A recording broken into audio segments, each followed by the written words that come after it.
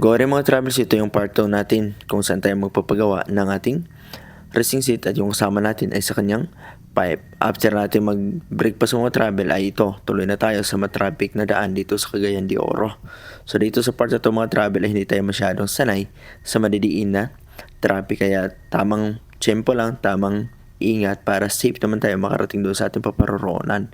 Ngayon kakaliwa tayo mga travel sa kanto na to dahil pupunta tayo doon sa ating shop na gusto natin marating. At dito naman, kakanan tayo mga travel. At dito na sana yung shop na yon, pero tila naligaw yung ating kasama kaya dumiretso kami ng konti. At noon, napagtanto na kami kasama na magtanong na lang para safe. At ngayon, tinuruan naman kami ni Mano kung saan yung shop na yon. Kaya pumunta kami at dito, narating din namin itong aming pupunta na shop. Subutin na lang, safe naman kami nakarating dito. Travel, dahil medyo matagal na simulan yung paggawa ng pipe ay iniwan muna namin na pupunta kami doon mismo sa shop kung saan kami magpapagawa ng racing seat. Dito sa part na to mga travel may huli sa unahan, kaya ayun, bumalik kami sa aming pinaroroonan at dito kami lumiko sa kaliwang part na to, sa crossing na to mga travel, para makarating kami doon sa shop na yon.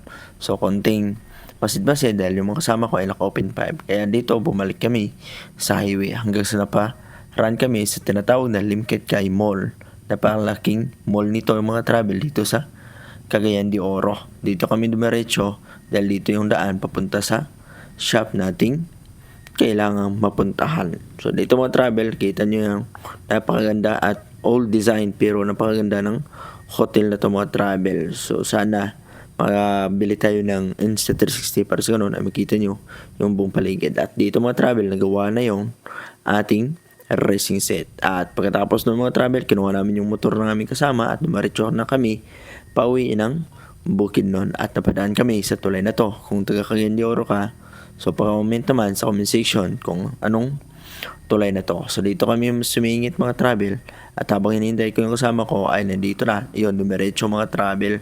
So yun, tuloy-tuloy yung ating kasama at hinabol naman natin. Dahil bali, tayo ay naging sweeper na dito sa part na ito mga travel. Yung mga kasama natin ay nauna na. Kaya kailangan namin magpabilis ng konti dahil baka maligaw kami dahil hindi kami sanay sa Cagayan de Oro. So dito bumangkin yung ating kasama gamit yung pinagbabawal na technique, yung counter steering na yung balik kina-counter ng katawan, yung pagbanking mga travel. So basta yun na yun. Pasensya na kayo, hindi ako marunong magtagalog eh. Ayun. So dito mga travel, humabol kami at bumanat. Syempre para sa ganun ay makarating kami doon sa kung nasaan yung mga kasama namin. So kahit anong banat namin ay medyo malayo-layo na talaga yung kanilang pagbiyahe mga travel. Kaya hanggang sinabutan natin dito sa traffic na ito mga travel at di natin inasahan na may mga lokal o iwan ko kung lokal ba yun dito mga travel, tila gusto ng karera.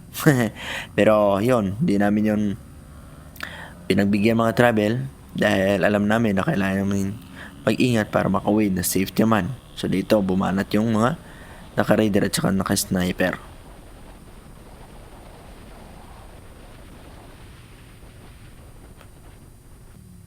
Dahil tanghali na din itong mga travel, kailangan muna namin kumain dito sa Jollibee. Dito kami nag-part at pagkatapos nung sa kainan mga travel ay ganito na ang nangyari.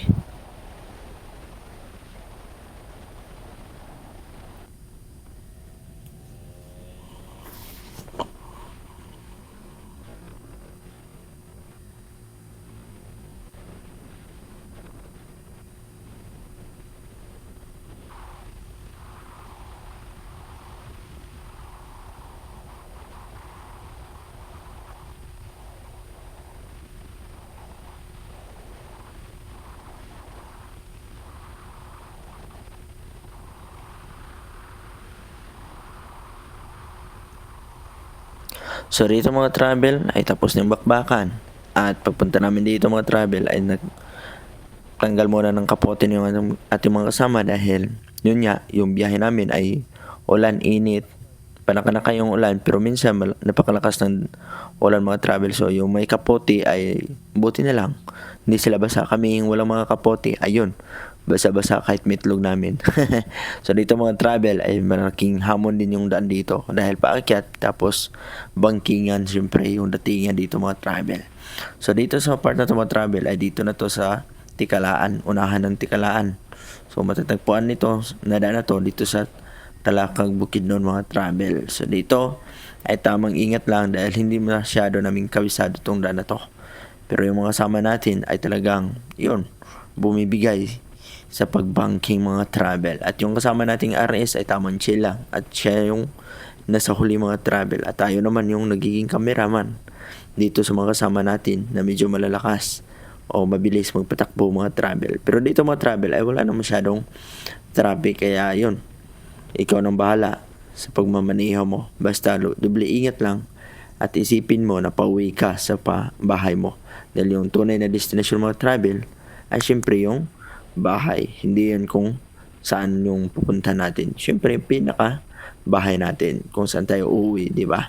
So dito mga travel ay tuloy-tuloy na tong biyahe namin. So kailangan namin magmadali ng konti dahil yung ulan ay talagang kitang-kita namin mga travel na masasalubong namin.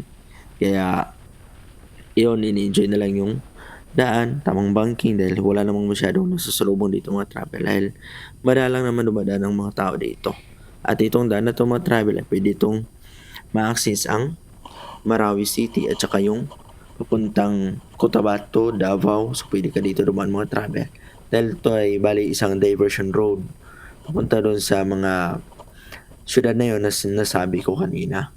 So mga travel, kung dito kayo dumaan ay mas mainam na mag-full tank kayo dahil hindi madalas yung gasoline station dito. Medyo malalayo yung gasoline station bago kayo makapagpagas. Kaya medyo alangan talaga pag hindi kayo naka-full tank. So mas maganda na yung may full tank kayo o may reserve na gasolina para safe naman yung pagbiyahin nyo. Dahil dito mga travel ay talagang medyo maliblib na daan na to at wala kang masyadong tao makikita. Kaya advice ko, kung dumaan kayo dito, ay mas mainam na yung may extra tire kayo, may extra gas, at iba pang mga gamit na posible nyo magamit kung sakaling nagka-emergency sa part na itong mga travel. Kaya tamang bakbakan lang kami dito at tamang enjoy dahil medyo malamig na yung katawan namin, lalo na ako dahil wala akong kapote mga travel kaya nadali ako sa ulan. So next time babawi tayo na magdadala tayo ng kapote para sa ganoon ay hindi tayo mag-alangan, lalo na pag may rides tayo mga travel dahil napaka-importante noon dahil pag lagi tayo nang babasa ay may tendency o malaking chance na magkasakit tayo pag uwi natin. So buti na lang hindi tayo nagkasakit mga travel.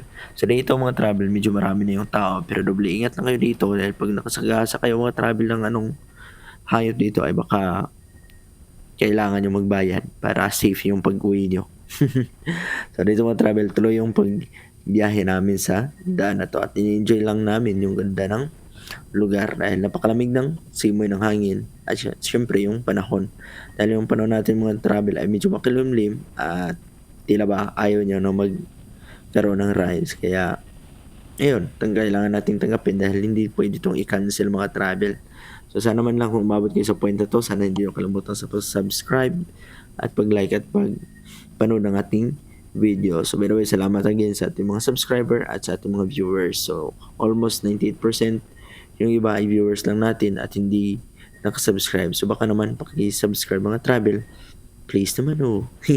So dito mga travel ay napakaganda ng daan at yung paligid mismo.